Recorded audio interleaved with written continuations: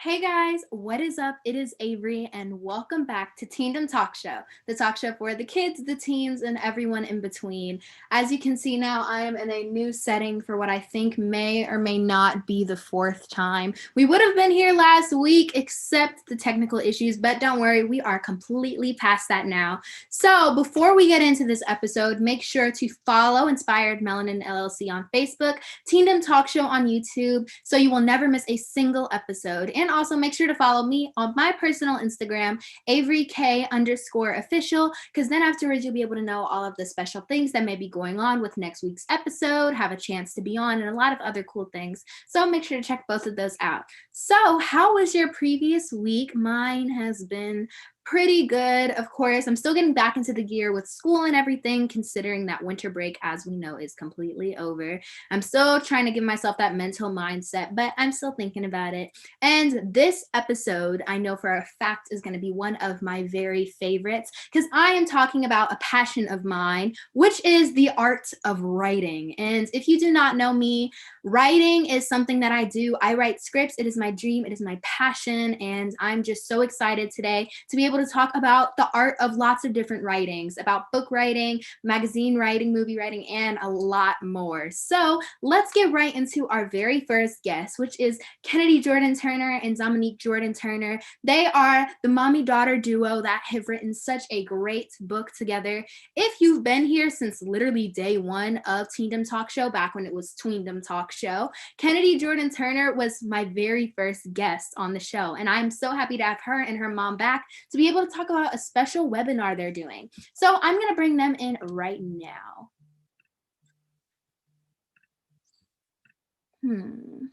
Okay, my phone was ringing, but okay, let me see here. Hey, I think they're both here. Hi guys, can you hear me? Yes, we can. How are you? Great, how are you? So good to see you both. You too. Look at you with your lips popping. I love it. So much. I am just so excited to have you both on the show with me today. Kennedy, you were my very first guest that I ever had on this show, so it is just so great to be able to have you back on here with me. Thank you. Can you take your mask off, Ken, while you're doing this? Sure. I know you're not at home, so she's not at home. We're not in the same space. Yeah. Is that lipstick? Do you have lipstick on your lips to look pink? No? Is it? Oh, okay. And Avery, I didn't get the memo, but listen, we're matching. We are. It's so sad. I'm being I see. This is a last minute outfit. Just got this turtleneck in orange. I'm starting to think may or may not be one of my colors. I think it is. It looks good on our skin tone. Yeah, for sure. So I love it. But Yeah. I'm so excited to talk to the both of you today. As you know, I told them you two are the dynamic mother-daughter duo, and you both have written a book together. So tell us a little bit about the book that the two of you guys wrote together to just get us started. Well, I'm gonna throw that to Kennedy because this is her project, and I'm just the cheerleader on the side.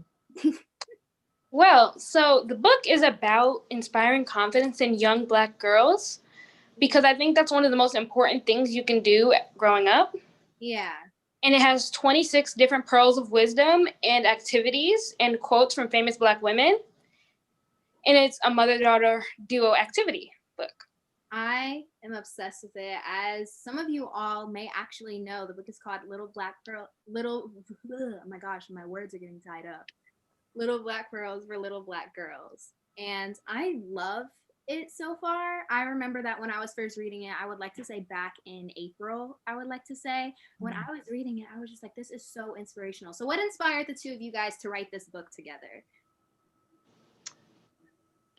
I think we both had different inspirations. So one of the things for me, Avery, is that as outside of my role as mom, I help women and people of color to be bold, courageous, confident leaders and to do things that they've never done.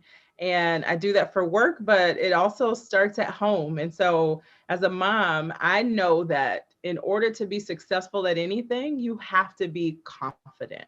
So that's been my mission, right, with Kennedy. And so we said, let's put in a book and share this with the world, all of the things, because people would always meet Kennedy and they'd say, oh my gosh, she's so confident. What did you do? And so the book, really, all of the pearls of wisdom and the activities are things that I actually did as mom and things that we did as a mom-daughter duo. One example is, when you're having a bad day, to have a dance party, and it makes things all better. So we have dance parties all the time. And it just feels good. It's just good for the soul. Yeah, and as a mom, of course, because once again, like, you're her mom, and like, you want to make sure that she's confident as possible. So when you were a mom, what were you thinking when also putting this into a book as an author? Like, because you got to like switch up the roles a little bit, and you're also helping other little girls too. Like, that's a huge responsibility. So what was like running through your mind when you were thinking about like, oh, I want to try and inspire people. This is how I'm gonna do it. Like, what was the thought process with that? So here's the thing. I was writing my own book that was separate and apart from this one. And Kennedy would see me doing this stuff, and she mentioned wanting to write a book as well. And so I don't know if you've heard this. So if there's any adults working, especially working moms, we always talk about work-life integration, work-life balance, rather. I call it work-life integration. They're like, you got to have work-life balance. Like, you got to spend time with work, spend time with your family.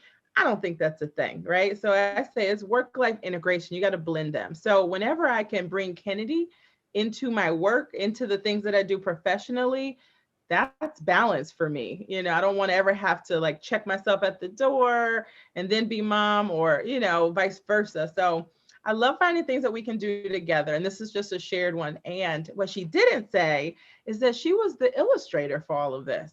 So I did, yeah. That was something that I definitely wanted to bring up. And it actually was something that I was going to ask next, because there are a lot of beautiful illustrations in the book. And I know for a fact that Kennedy, you are a top tier drawer. I am telling you, you are. Thank you so much.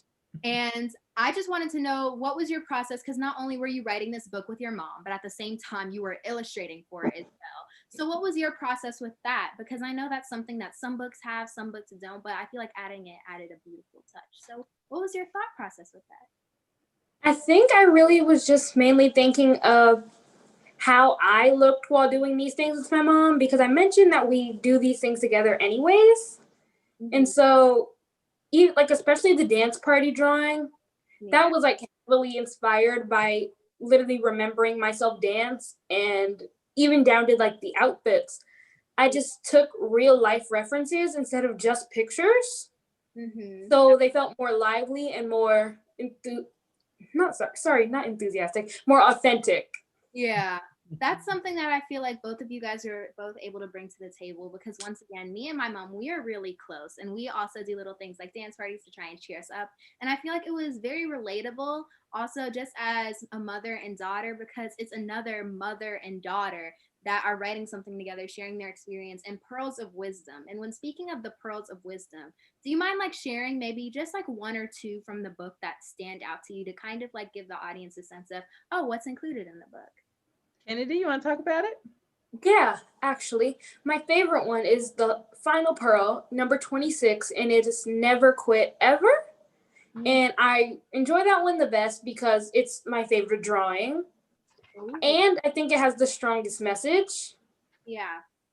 Because my mom's always told me as I was growing up, and as I'm still growing up, and you start something, you have to finish it. I wasn't allowed to quit any sport, instrument, or anything that I've done growing up.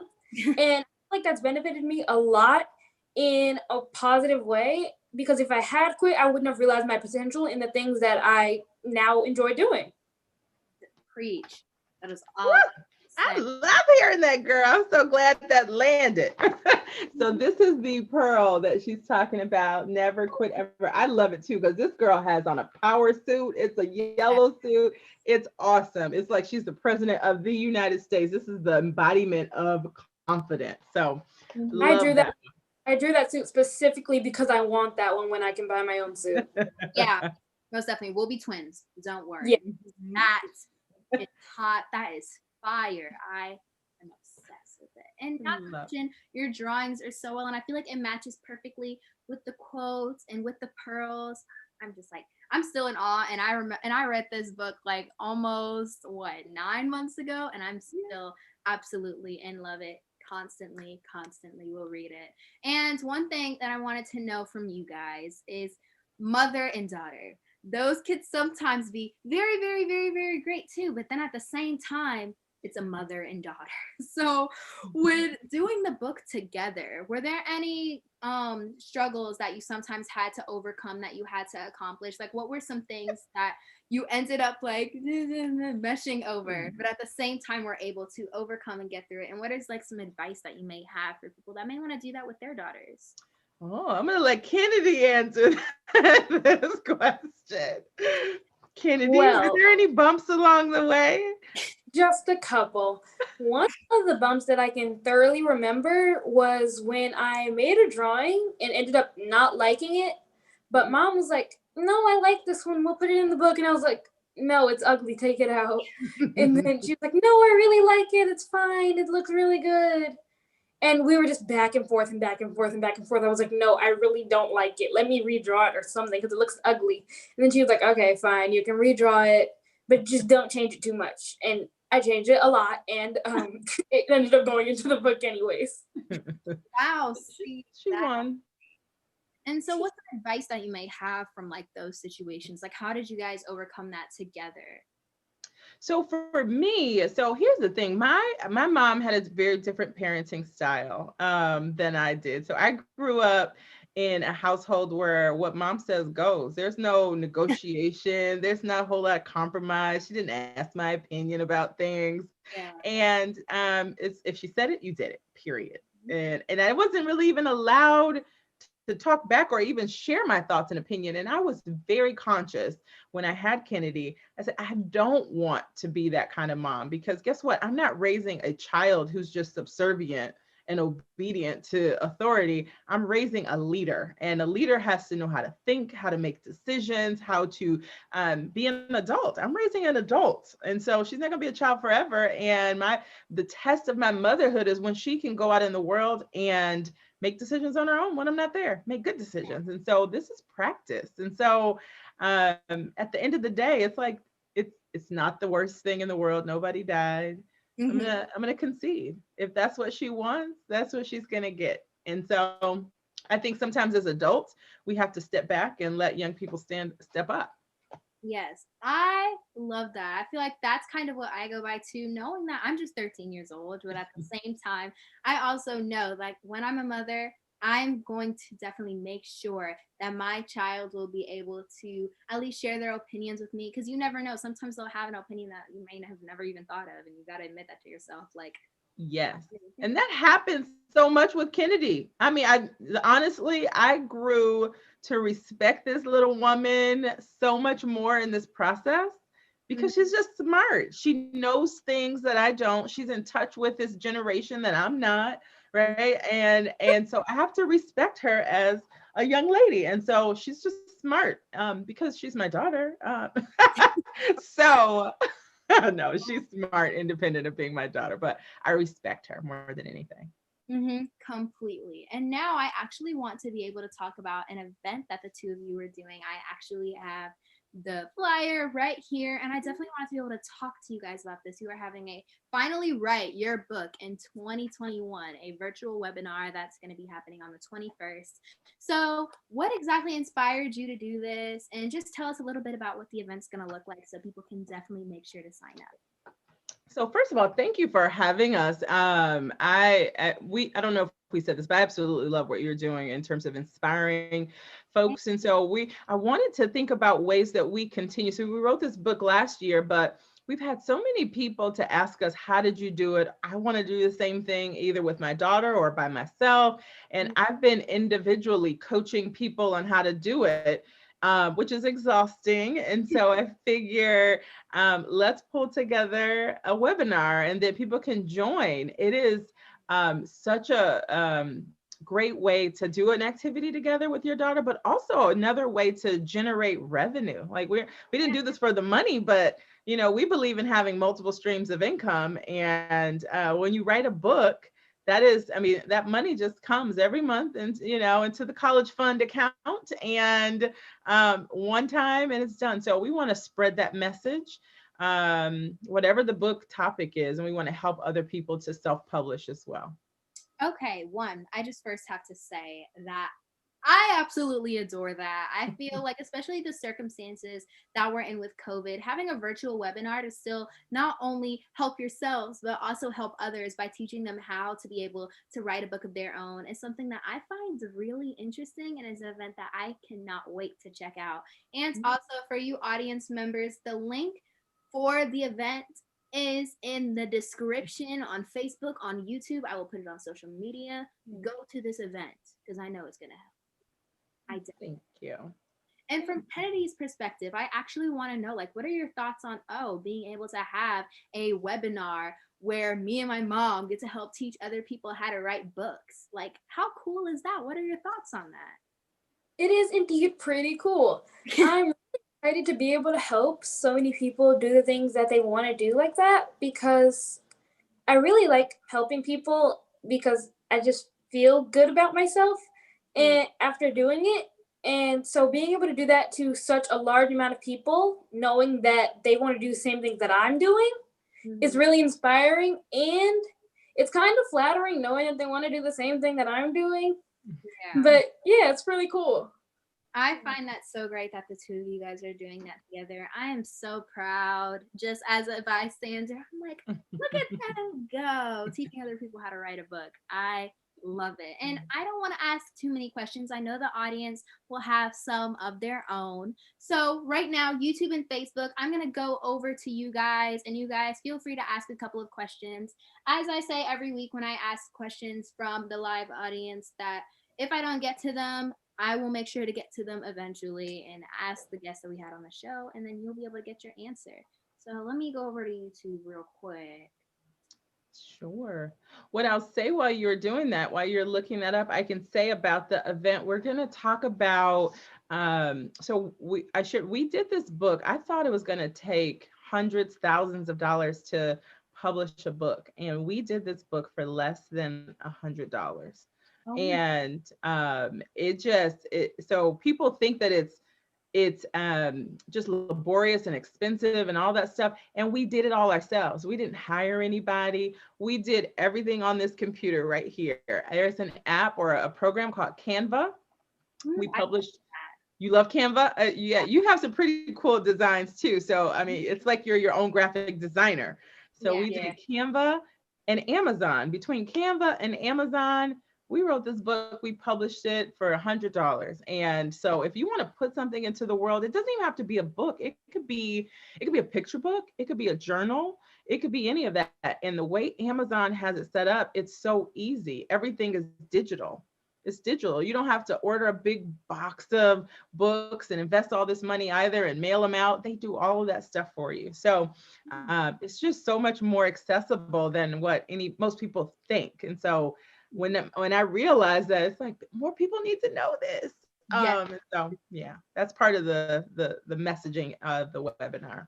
I absolutely love that. I had no clue that you could just. You should be thinking about what book you want to write. A Teendom journal, perhaps, where people can, you can have some of your favorite quotes and inspiration, and it'll be right on Amazon. People can always buy it. So yeah, my brain's gearing right now.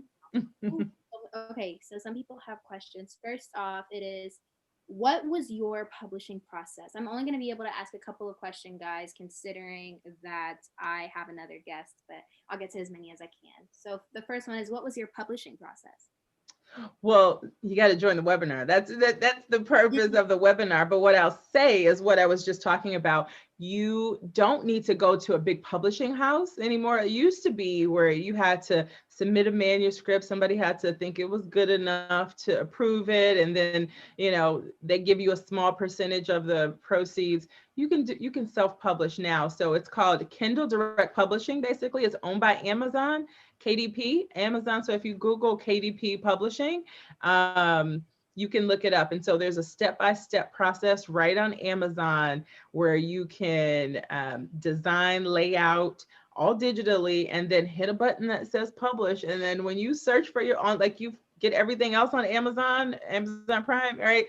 Your book will be on there too. People can review it, and Amazon will send the book directly to the person who orders it. So I don't have to touch any of these books, right? Somebody orders their book, they go to Amazon, Amazon sends them that book. So that's really so easy. I never knew it was that easy. I'm right now. I'm gearing right now for a book idea. One person also asked, "Oh, Kennedy, how old are you? And how old were you when you wrote the book?" When we began writing the book, I was actually 10, and as of right now, I am 11, and I turned 12 in 2 months. Oh, birthday girl. Yeah, we published it on her birthday, actually. So I remember that. I find that you were 10 years old writing a book. Like, that's a huge accomplishment. Like, thank you. Seriously. Okay. Someone asked, oh wait, let me scroll up. Oh, hi. Hi, people from Scotland. Because there are people from Scotland on. Hi. Hi, people from Scotland. Yeah. You have a global audience, Avery. Look at you. Oh, yeah. Okay. I love it. I do too. One person asked this one's for Kennedy, when it comes to drawing, what's your drawing process? That's pretty cute. Well, I can't give out all my secrets because most of them will be on the webinar, but I start out with a sketch. Well, I use the app Procreate on the iPad and it costs $9.99, but I always start out with a sketch, then line art, then coloring and shading and highlights. Oh, okay. And I normally remove the background towards the end, so that way it fits on the pattern paper we have in the background. Oh, okay. I see. When I'm on your Instagram sometimes, I'll just see the beautiful drawings that you create. And Thank you.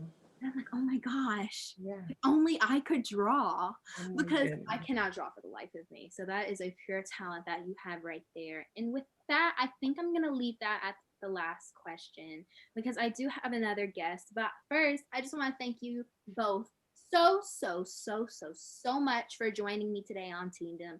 It has been a pleasure to have you, to talk to you.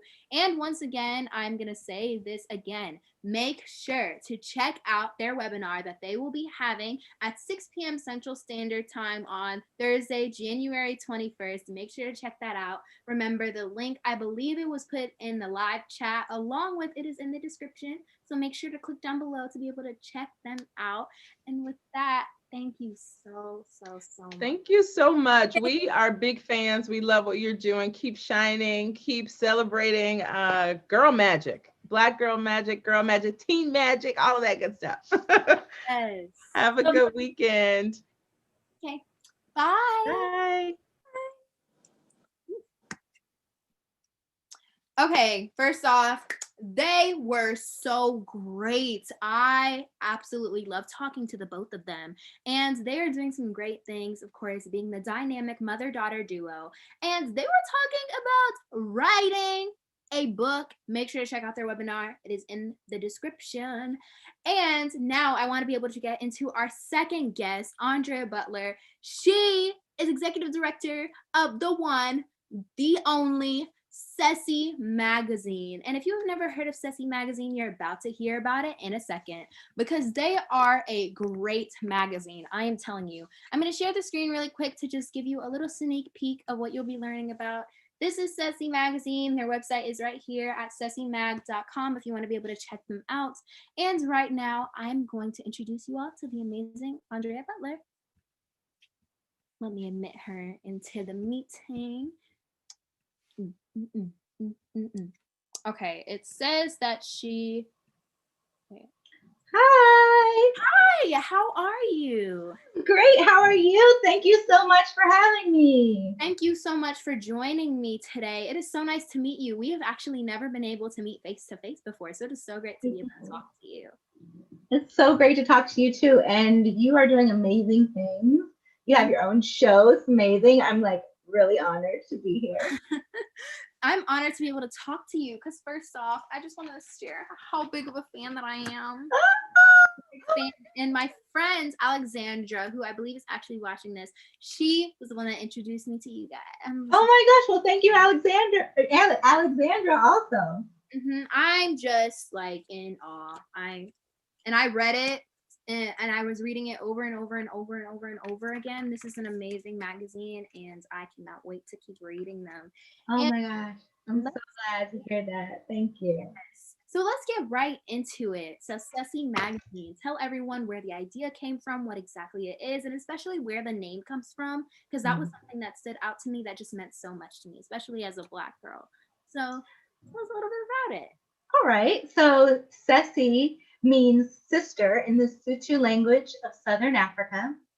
And I actually came up with the idea of the magazine when I was a teenager. Oh, wow. I was obsessed with magazines. And my mom would get so mad at me because every time we go into a store, I'd be like, please get me a new magazine. She's like, you have 1 million of them. But I need another one. I don't have this one. So she told me, she was just like not happy with me. But little did she know. But when I was 17 years old, I was laying on my bedroom floor, flipping through old 17s and YMs and Teen Peoples. And I was like, there's never anybody who looks like me on the cover. Yeah. And there may be like one Black girl on the inside, and they didn't really address issues I was going through. And I just kind of felt left out. So this full sentence thought that just said, if nothing's changed by the time I'm done with school, I'll start one myself. And I didn't actually really think that. Like, it was just kind of a thought. Okay, didn't think about it again until I was about to graduate from college. And that's when I was like, oh, what am I going to do after I graduate? Oh, yeah, that magazine thing. I'm going to do that. So I went to grad school for magazine journalism and then actually ended up teaching high school English for 5 years and then was an editor somewhere else and then so it was a long road. But yeah, it was like, yeah, a lot of detours. Yeah. And I feel like when I'm thinking about, of course, like I always say, like, oh, great origin stories always end up to be great outcomes. And I feel like this is one of those moments. Like you may have been through like, okay, I'm going to do this. All right. Okay. Now I'm going to do this. All right. Now I'm going to get to where I want to be. And it just all adds up to a great result. And what is some content that is included in Sassy Magazine that people can look forward to reading? So we cover everything from beauty, fashion, health, social issues. We have a Work It Girls section where we talk about a career that maybe our readers haven't thought of before and see it so they can see what it's like from the student's perspective and then from a young woman who's just entering the career. We have a new column that we're premiering in the spring issue called Reader of the Quarter. So if you have a magazine and you share it and tag us on Instagram or Twitter or wherever, we'll put your name into like a virtual hat and then we'll draw a name and I will interview that person and profile them in the magazine. Oh, wow. Yeah. So yeah. And if you love to write, since this is all about writing also, if you love to write, we publish short stories and poetry from our readers also. So that's something, because I'm a writer. I have been doing screenwriting for a while and yeah, that's something that's a big passion of mine. And at the same time, I also sometimes catch myself writing like little short stories too. And a lot of people that I know actually do that in their free time. So when you're looking for people actually writing short stories or poems and entering them, what are some things that you look for when you're deciding on what stories to put in your magazine? We actually just look for a really well told story. So something that grabs our attention right away. Something that, I mean, can be on just about any topic. Yeah. But we've had a sci-fi story before. Yeah, and it was really good. And it kind of ended like you had to just kind of imagine your own ending because it kind of like trailed off. That was cool. We've had a lot of poetry, a lot of social justice and activism related poetry lately. But just really something that speaks to other teens and something that our readers can relate to, and also that will entertain them. If it's like a short story that you're trying to make somebody laugh, if you can make us laugh, you did a good job. So, just be creative. And if it's something that you wrote and you enjoy reading, then odds are so will everyone else.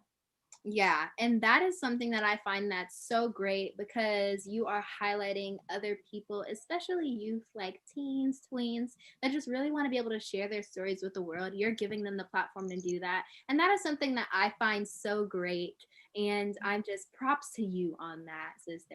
Props to you.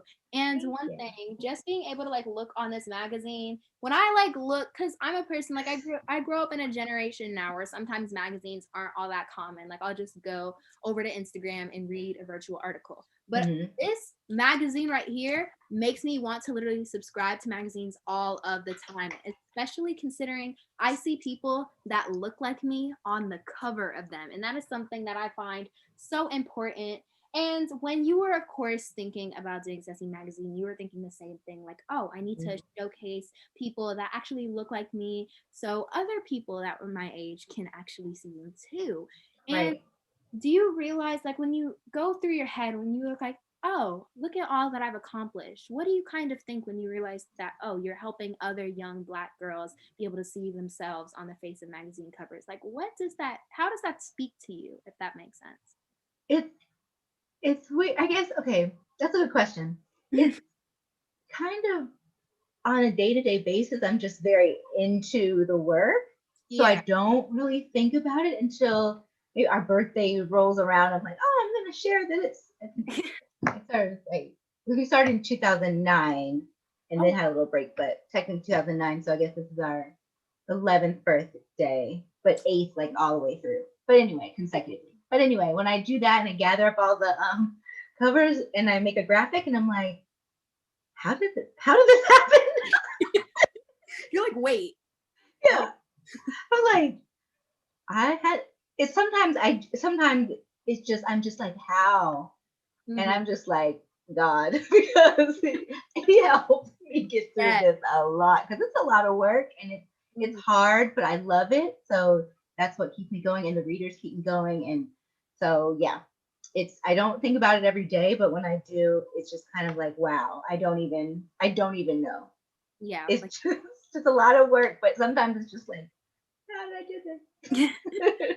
See, I was scrolling through your website the other day just because I was like, oh my gosh, I'm in love with this magazine. I need to have them on the show. Let me contact them really quick. And I just was like scrolling through.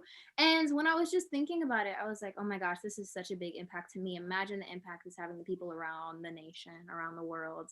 And one thing that I'm also wondering is, because like you said, you transitioned from a bunch of different other careers. Like you were a teacher, then afterwards you were editor for another magazine. What was it like transitioning into creating your own brand, creating your own business that would go to a bunch of other people? Like, what was it like transitioning from that to now doing this, a successful magazine? So it was kind of always happening at the same time. So when I was in graduate school, I came up with the business plan. So I had like the ideas basically on paper, but I was just too scared to start it because I didn't have any money, which hasn't exactly changed. So even if you don't have any money and you want to do something, do it anyway. You'll find a way to do it. So like we don't have like tons of like like the major publishing companies or anything. Yeah. So, but it's still very possible, kind of like what your other guests were talking about, how they publish their book for less than $100, which is amazing. Yeah. So wait, I think, oh yeah. So it's gone on at the same time. When I was teaching, I was still thinking about the magazine because I knew I wanted to get back to that and do it. But looking back, teaching actually was helpful because it put me back into everyday life with teenagers. And because I'd been out of school for a while. So I was able to talk to them, see like, what kinds of things would you guys want to read about? And it also gave me more practice just editing their papers and stuff. So I got more practice editing. So actually while I was teaching, we actually started the magazine. So my friend from high school and she did the layout and I did most of the writing, pretty much all of it, which is not sustainable. But we call those our test issues now. And they've come a long way. But we first used MagCloud, which is this website. Have you heard of it? I've heard of it. I've never had the chance to look at it, but I've heard and seen lots of ads for it.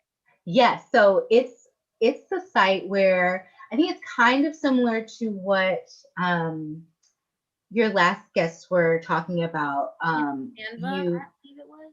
Yeah, Canva was not like Canva. Well, I guess you could design things in Canva, but basically you just upload whatever you've designed, your PDF. Oh, okay. And it's on the site. People can order it, and they handle all the shipping. Ooh. Yes, but there's a catch to that. So when we were doing it, I'm all about the feel of the magazine, the paper. There are tons of different papers. Okay. Oh, okay. I didn't even realize that. Tons of papers. They're numbered with, oh my God. I get so excited about paper. But so I like the feel of it. And I didn't like the feel of the magazines that came out of MagCloud for me. And I didn't like the binding. They used saddle stitch staples, and I like the perfect like flat binding. So we kind of just did those test issues there. We did 3 of them in 2009, 2010. And then I got a different job at Living Social where I was an editor. It was a daily deal site. And then I let the magazine go for a couple of years, but then it kept like gnawing at me like, hello. So I can't escape it and I don't want to. So relaunched December 2012 and we've been publishing since then. But with the relaunch, I actually visited a local printer and I got to tour the factory and I got to feel all the paper. Oh, the paper. Yeah. They gave me a book of all these papers and I was like, feel, which one do I like? And then I got to choose the varnish on the cover to make it glossier and then choose the binding. So it was so much fun. And I got to see how they print it and it was just great. So that's always been going on at the same time. So when I was at both jobs, I was working on it. Oh, okay. See, that's something that I didn't even know and I wouldn't have even considered. I was just like, oh, okay. Because I know, like, I don't have like a job yet, but at the same time, I'm in school. And when I wanted to start off like my career and like being able to create content for people, because I first started off writing and I'm still writing to this day, but I also do a lot of other things. Like I do documentaries and of course, Teendom Talk Show, which you guys are watching right now. And I was just like, oh my God, I need to do this, balance that with school, and balancing it all, of course, may have been like a little bit difficult for you sometimes, but of course you strive through it because now, once again, you have the successful magazine and the paper is great. Oh, thank you. Great. And one thing that I know a lot of people may be wondering, like, oh my gosh, this magazine is so awesome. I cannot wait to read it. I cannot wait to get it. How can people subscribe to be able to get this magazine? Great question. So you can go to cecimag.com and you should see the subscribe tab up at the top. Just click that. $15 a year. So you get 4 issues a year. And you can also pick up single copies at Barnes & Noble and Books A Million. Oh, okay. I'm going to take a mental screenshot really quick of that. And also the link to cecimag.com is in the description box. So if you're on YouTube or if you're on Facebook, you will be able to click the link in the bio and you will be able to go get the magazine, subscribe, be able to check out all the content, check out all of the people that put in their time and effort into this magazine. Their website is great. It is top. Yay. And it is, I also want to just let you know how much of an honor it is to be able to sit here and talk to you and learn about your experience with writing this magazine, with creating this magazine, because I'm a big fan of it. And I'm just like, oh my God. Thank you so much. That means so much. Like, you don't even know. That means so much. And the last question that I want to be able to ask you right before we get into the audience questions, because I know that they have a couple, I just really want to know, as a writer, and a lot of people that may be wondering, oh my gosh, she wrote lots of the parts for the magazine. Mhm. What is your process with actually writing? What is the thing that you kind of enjoy the most? The thing that may take some time? Any struggles and things that you may overcome? Like, what is that like for you, that part? So it's okay. So right now we have about 6 to 8 freelancers, so they help a lot. They do most of the writing, and I do most of the editing. But I do write the cover story and maybe another article, and I write the cover lines and stuff. So what I do, because I'm a paper person, Yes. I'm always going to be a paper person. Mhm. I take my notebook paper or a notebook I have, like one of the millions, and I just start. My process has always been I just start writing. Like, I just write and then I edit as I'm writing. But different people have different processes. This is just mine. But it's always just kind of like I'll get an idea for like a first sentence, and then I'll just write it down. And sometimes it's hard for me to start at all if I don't get a first sentence. And sometimes it comes, sometimes you struggle. Yeah. And when I was writing the cover story for the winter issue, I sat with a blank piece of paper for about 3 hours. And well, I had written like a few words. I was like, nope, hate that. Started over, nope, hate that. Like, I just kept, and I wrote the same paragraph like 5 times, and I hated it every time. Oh, no. So I just was like, I don't know what to say. And then eventually, it comes together. That is, I have to say, I also am a paper person. I have a whole shelf full of notebooks that are majority all filled. And then my mom, she got me for Christmas like this box of like 50 tiny little notebooks. So now I have those to go on. But I'm a paper person. I try not to edit as I go because I feel like it trips me up, and I'm like, wait, I can't, and it takes me like 5 years to be able to do. Like, that's a over exaggeration, but that's what it feels like. And I'm like, okay, so I actually love your writing process, even though sometimes, of course, like if you can't get a first sentence out, you're like sitting there for hours. Yeah.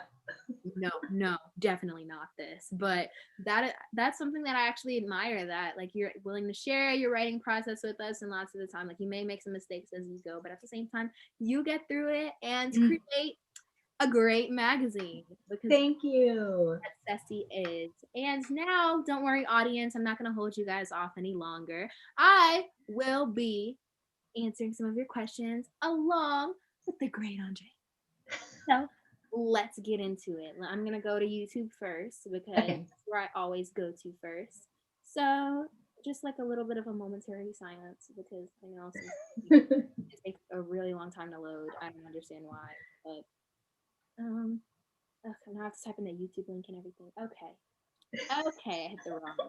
All right, that's where it goes. So here's, you guys actually have some pretty good questions. Okay. Ooh. My friend Alexandra, she is in the chat. I knew she would be watching this. Hi. Yeah. Say hi, Alex. One person asked, what challenges did you face when starting your publication? That is an excellent question. So when I started, I think the main thing, and this is a challenge that we always have, is funding. So printing a magazine is very expensive. Yeah. And so every little bit we get goes right back into the magazine. And because paper's got to be on point. So, so that's probably the biggest challenge that we work toward constantly. Another challenge when we first started was finding writers that could write in the style that we were aiming for.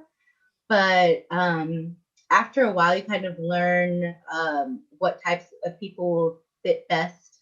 And we have a really good team right now. And we just brought on another person who's going to start with us for this summer.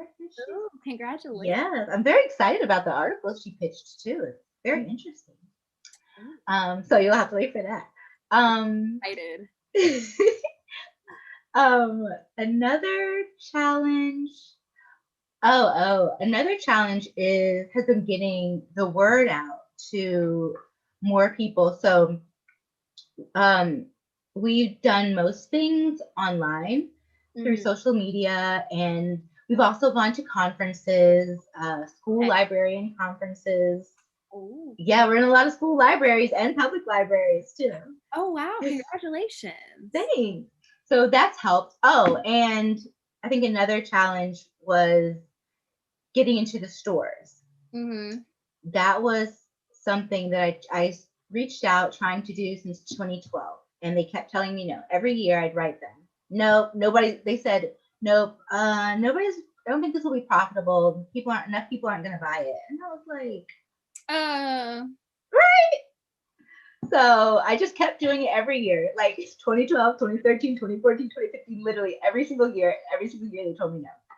Then in 2017, November, I'm at a conference, I get this email, they're like, hey, are you still interested in being in the stores? I said, excuse me, yes. Yes. Yes, I am. So we got on the show in Barnes & Noble in summer 2018, and then Books A Million came like a year after that.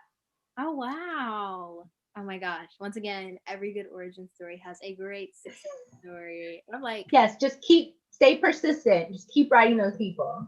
Yes, like whatever you're trying to do. Never give up. Okay. Exactly. You will get, unfortunately, 1,000 no's before you. Yes. Yes. But that one yes means everything. That one yes is your stride, what you're running. Yes. So that's definitely how I see it. And obviously you saw it the same way because you got into those stores. Let's go. Congratulations. And I know, once again, if you have a local Barnes and Noble, maybe go and try and see like an eye peek. Like, oh my gosh, is there a Sassy magazine here? Yeah. Is there and take a picture with it and share with all your friends. All of your friends, every single person in your contacts list. Come on. Okay, let's see the next question. Okay. Wait, I'm going to scroll up. Okay. How do you decide who to interview for your issues? Does it just depend on current events, or is it more complicated than that? That's a great question by Alexandra, the one who introduced me to this beautiful magazine. Thank you, Alexandra. It is a great question. So there are a lot of different factors. It's not too complicated, at least for us. It's not too complicated. But sometimes we have in mind who we want to feature. A lot of times it's teenagers who haven't been featured in other magazines. For example, in this house, we watch This Is Us. Love the show. Love us. You love it? Yeah. So we had Lyric, who plays Deja. Oh. And yeah, she was our bookstore premiere issue that summer 2018. And I got to meet her. Oh my gosh, because most of the time I'm doing a Zoom interview, but I was in Chicago, got to interview her in person. And she's amazing. But so I was like, you know what? This girl is a really great actress. She's on a popular show. I haven't seen her covered anywhere else. I think we need to cover her. So I just reached out to, actually, before I got a chance to reach out, her rep, her publicist, reached out to us. So I was like, wow, yay. So that worked out. So sometimes publicists will reach directly out to us. That's what happened with Genesis on our current cover, and with our fall cover, the girl from the Naylee from the Babysitters Club. And these are people we've had in mind, like I had in a list, but a lot of the times their reps have just reached out to us first. So that's been happening a lot more lately, which is good. That's great. Yeah. So then it's because when we first started, we had Yara Shahidi on the cover of our winter 2014 issue when Blackish first started. Oh, wow. Yeah. And I think she was just 14. Okay. And it was a long time ago. And so I just reached out to the publicist and said, hi, I have a magazine. Would she like to be on the cover? Yeah. And they said, sure. Most of the time they say yes. Even when we first started, they said yes. Most of the time they said yes. So it wasn't actually as complicated as you might think. It's just that same thing about just do it. Like just try, because all they can say is no. And usually they will say yes. Yeah, and if they say no, you're just at the same place that you started. Like it isn't things going backwards. Like you're just exactly where you were. So exactly. So you either just stay where you are, which is obviously a good place, or you're gonna go even higher, and both are good options. Mm-hmm. So. And we usually pick the people from that are like either in TV, music, whatever, who are popular with our readership, people that we look at what people are talking about. So that's kind of how we narrow it down to. I like that a lot. And I see one of the covers in the back, like behind you. That's beautiful. Yes, that's 2014 too. Oh, wow. That's great. And also when I'm thinking about it, I'm like, oh my gosh, the magazine 2009, I was 2 years old. Oh my goodness. Yeah. And now I am 13. I am reading it and I'm in love with it. So hopefully we'll be around for so many more decades. So people who are 2 now, when they're 13. When they're 13, they're going to be reading this too. Exactly. Okay. Now, one thing that I'm actually going to do, I'm going to go over to Facebook, guys, because sometimes I never want to leave you guys out. Sometimes I feel bad because I'm like, oh my gosh, I didn't ask the Facebook people questions. Let me go and do that. So give me a couple of seconds, Facebook. Okay, first off, people are like, real life experiences equal motivation. Yes, it does. Yeah. Okay. Now, okay. Does she want to share? Do you want to be able to share some words of advice for the viewers, especially when starting something of your own? That's a great one. Yeah. So my words of advice, and this is from just like personal experience. Just don't ever give up. You know, I am not gonna lie and say it's so easy all the time. And I've literally cried so many times. So many times, guys. Just worried about how are we even going to produce another issue? How are we, like, I've been there. And it's a scary place, but you just kind of like step back.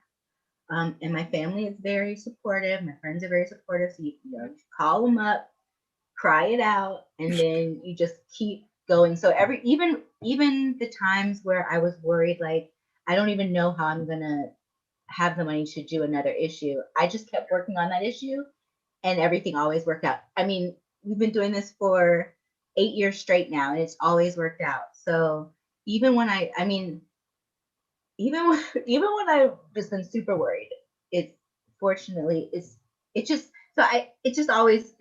always going to work out. I think as long as you just keep pushing, because if you give in to, oh well, there's no way that I can even do this at all. There's no way that anything's going to work out or come through for me, even at the last minute. There's just no way that can ever work. Then you're kind of you're giving up, and then you're not allowing yourself to see the full vision and see that there's something coming right around the corner. You just don't see it yet. So just don't give up, no matter how hard it gets. If it's something you really want to do, like it's your passion, or it's just something that you just feel so deeply is important to you, and just is your whole reason, purpose that you feel on this earth.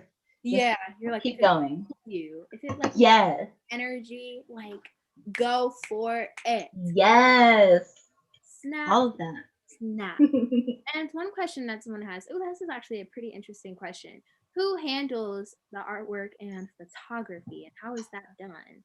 Oh, that's great. That's a great question. So there are several ways. Ooh. So our current issue was actually photos sent by Genesis's publicist because we didn't have a photo team in Chicago and also at COVID. And so that's been kind of hard. But our fall issue, we actually did do a shoot in LA outdoors and everyone was masked except, well, she was taking her pictures, but everyone else was masked and they were outside. Okay. So we wanted to make sure it was the safest. But we have two photographers we've used in LA, and we have a makeup artist and hair and stylist that we know that we've just worked with because most people are out in LA, so we have that like solid team. And we're actually going to be having a safe photo shoot for our spring issue, but this person's in Canada, so her publicist is actually going to find the team for us. Okay. And they're going to handle. I just have to create a mood board. So I have to create a mood board for each shoot, so they know the colors we're looking for and the feel we're going for. Yeah. So that's part of it. There are some photos in there that you'll see that, like, for some of the just regular stories. Mm-hmm. And those are stock photos. So we don't have a photo shoot for every single article because that would be a lot. Yeah. And this is a practice that all magazines have. Mm-hmm. So you can get stock photos, you purchase those, and then you put them in there. And we have an illustrator for the horoscopes. You've probably seen this too. She's this Black woman, and she is amazing. Oh my gosh. I'm excited for the spring issue now. And I'm like, okay, now I got a little tease of it. Okay. Yeah. And I'm like doing a little guessing game in my head. I'm like, who is out there in Canada right now? Like, it's like a little secret. Let me think about this. And the last thing that I want to be able to ask you before we wrap up is, of course, COVID has done a lot to a lot of different businesses. But as I can see here, you guys are still striving, still thriving. And one thing that I want to know is, after hopefully COVID is over, because like you said, you're in Chicago. I'm in Chicago too. Oh, we're not in Chicago. We're in DC area. But I was in Chicago that one time. You're in Chicago? That's awesome. Oh yeah, I knew that. I think I knew that. Yeah. So next time I come to Chicago, we have to get up too. We have to meet up for sure because I live in Chicago, always have. And one thing that I'm actually wondering is, because of course, overall in the US, COVID is still a prime thing, still here, prime time, ruining our moods and making us watch Netflix all the time. I know. One thing that I want to know from you is, after COVID hopefully dies down completely, is not a factor, what are some goals that you have set for Ceci Magazine that you're really hoping to see come to fruition? Like, what are some things that you're really looking forward to after COVID, if you can say them, that is? That's a really good question. Mm-hmm. I think after COVID, we will be able to we'll be able to get back to having regular photo shoots, and that will be nice because we only did one, I think, last year. Yeah. And I think it will also help us to be able to grow the audience a bit more, because it's kind of, I mean, we're right now, we're in mostly the US, but also Canada, the UK, and we have like a person in Australia and a person in New Zealand. Oh, wow. And and Finland also, and the Bahamas, but mostly US, Canada, and the UK. But I think it will help us be able to get out the word more, because things won't be so shut down. Like back last spring, the magazines that were supposed to go to the stores were printed, and the store said we're shut down. And I was like, that's right. They're all in my garage now. So I think, the things opening back up once it's safe, and right now they're in the stores, but once it's safe and everything's fully open back up and people don't have to worry about getting sick, we can travel more. So that will help, like being able to travel and spread the word and have the photo shoots again and go out and meet more people, and maybe start holding some events, because we had started to think about that. And then, oh my gosh, I know for a fact there are so many creative events that this can have. I'm a person, I hate to do this, but I want to always stay in the present, but sometimes I love to think ahead in the future. Like I'm always thinking, oh my gosh, there could be this event. Oh my gosh, these people can cater it. These can be the different things that happen at the event. Like my mind does that for some reason. Maybe we could even partner for an event sometime. Period. Okay, I'm doing Yes. a virtual fist bump. Yes. That would Can be- see mine. But that would be great. And I'm telling you now that, Ceci, I can just see so many big things happening, even bigger than they are now. And I'm so happy for you and everything that is going on. Thank you for providing a platform like this so I can be able to see myself on a magazine, so a lot of other people can be able to see themselves on the cover of a magazine and just be able to enjoy actual paper, like instead of having to like scroll through our phone, especially Your eyes start to hurt after a while. especially on very great quality paper as well. Thank you. And thank you so much for having me on your show. I think it is so awesome that you have a show of your own and you're only 13. Like, I was not doing that at 13. Like, so that is so awesome. And I'm so proud of you. I don't know you that well, but I'm very proud of you. Thank you so much. It was so great being able to talk to you today. And remember, the link to Ceci Mag is down in the description. Be sharing it on my social medias. Don't worry, you guys need to go get a subscription right now. Like right now. Yes, right now. As soon as you finish watching the show, which is going to end in like 2 minutes, go subscribe like right now. And thank you so much for being on with me. I hope that you have a great rest of your day and a great rest of your week. You too. Thank you so much. And thank you, everyone. Yes. Thank you. Bye. Bye. Oh my gosh. Guys, Andrea has been doing some great things. Remember that Ceci Magazine, you can still subscribe and be able to get their spring issue. We actually got a little bit of a sneak peek on the show of who will be the cover on this spring issue. They live in Canada. That is something that we need to think about, guys. And if you have any guesses, put them in the comments. Just let me know. I actually want to see what your guesses are. I don't know either. So I'm really excited. And just remember, their website is cecimag.com. So if you want to be able to check them out, make sure to go and do that immediately after this show is over. And before we close out, remember to subscribe to Teendom Talk Show on our YouTube at Teendom Talk Show.